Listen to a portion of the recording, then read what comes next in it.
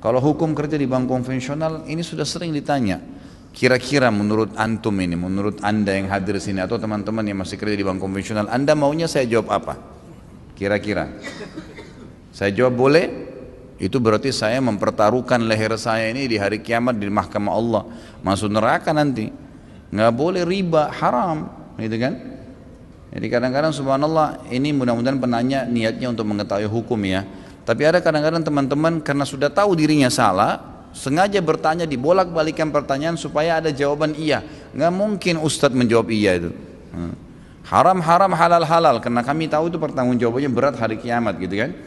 Jadi teman-teman yang masih kerja di bank konvensional, anda sudah tahu ada fatwa MUI tentang masalah haramnya bunga bank, haramnya kerja di bank konvensional. Begitu pula dengan umumnya pendapat ulama dunia, tidak ada satupun yang mengatakan boleh sebenarnya. Lalu bagaimana Ustadz kalau saya sudah terlanjur? Ya taubat, tinggalkan, gitu kan?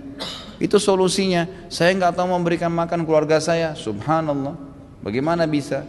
Kita berapa 9 bulan di rahim ibu nggak pernah pikir makan dari mana? Waktu masih anak-anak nggak pernah tahu, nggak pernah mau tahu orang tua kita dapat dari mana uang untuk berikan kita permen, makanan, baju. Sekarang sudah sarjana ketakutan, mau makan dari mana? Nggak mungkin itu, ya kan? Syaitan tidak mau kita lepas dari sebuah belenggu yang sudah dia lakukan.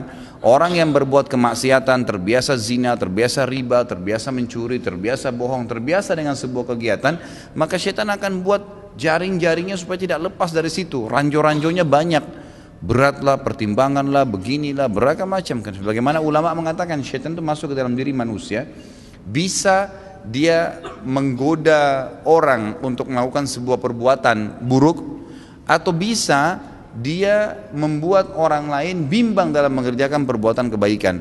Di antara perbuatan kebaikan itu, kalau seseorang mau meninggalkan yang haram, mau taubat di jalan Allah Subhanahu wa taala, diterima enggak ya taubat saya? Saya mau beri makan dari mana ya anak istri saya? Saya kalau berzina kemudian saya taubat, siapa yang mau nikahi saya ya? Dan beragam macam was-was yang akhirnya tetap membuat orang tersebut dalam belenggu dosanya. Keliru.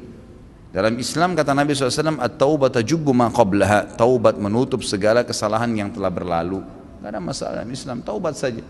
Umar bin Khattab pernah kita bahas, pemabuk keras sebelum masuk Islam.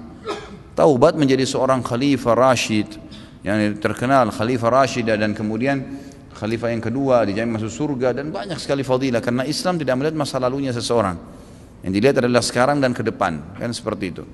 Jadi saya mengajak anda dan seluruh muslimin, dan saya doakan dari hati saya mudah-mudahan Allah berikan kemudahan anda untuk meninggalkan, karena ini berbahaya sekali.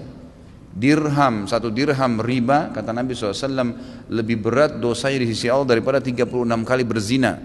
Berat itu, bukan hal yang ringan. Makanya syaitan membelenggu kita di situ. Keluar saudaraku. Kalau hanya karena masalah dasi, hanya karena masalah kemeja, hanya karena masalah nama baik, hanya karena masalah sudah terlanjur dapat jabatan dan itu semua anda mau pertahankan silakan, tapi konsekuensinya adalah ada hukuman dari Allah Subhanahu wa taala karena haram. Allah memberikan saudaraku semut di lubangnya makanan, lalu Allah tidak memberikan anda makanan? Enggak mungkin. Allah Subhanahu wa taala memberikan seluruh jutaan makhluk tiap hari makan. Ikan makan, semut makan, semua makan. Saya sudah sering berikan contoh masalah itu kan. Seorang ulama salaf pernah melihat burung bango di atas batang pohon, di atas sebuah danau. Ya, kemudian dia capek kerja di kebunnya, lalu kemudian dia keluar dari kebunnya, duduk di sebelah danau tersebut, lalu dia bilang, semoga Allah memberkahi hasil kerja saya hari ini. Artinya mudah-mudahan hasilnya maksimal nih. Allah SWT ingin memberikan pelajaran kepada dia, bagaimana memang Allah tidak akan mungkin pungkiri janjinya. Lewatlah sebuah batang pohon lagi ngapung di atas sungai tersebut, di atasnya ada burung bango, matanya buta, kakinya patah, dan ada di atas batang pohon tersebut. Kira-kira kata orang ini waktu dia lihat, saya ingin tahu bagaimana Allah berikan makan nih bango ini. Matanya buta, kakinya patah, di atas batang pohon yang lagi jalan.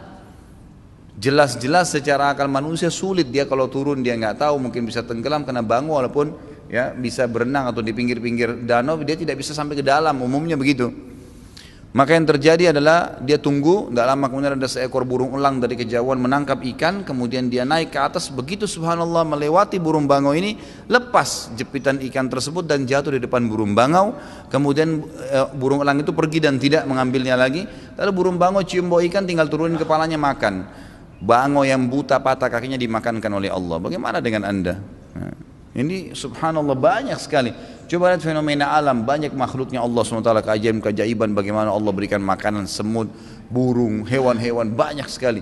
Apalagi manusia. Jauhi yang Allah haramkan, maka anda akan tenang dengan izin Allah.